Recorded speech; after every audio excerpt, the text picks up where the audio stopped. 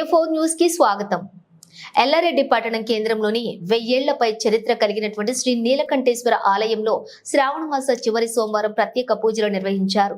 ఈ ఆలయంలో పట్టణ ప్రముఖ వ్యాపారి కాపర్తి బాలకిషన్ దంపతులు అన్న ప్రసాద పూజ చేసి మహాన్నదానం నిర్వహించారు. ఈ ఆలయం 14 ఏళ్ల చరిత్ర ఉందని ఆర్కియాలజీ డిపార్ట్మెంట్ ప్రకటించిందని ఆలయ పూజారి సంగప్ప తెలిపారు. వివిధ ప్రాంతాల నుంచి వందలాది మంది భక్తులు తరలివస్తున్నారని చెప్పారు.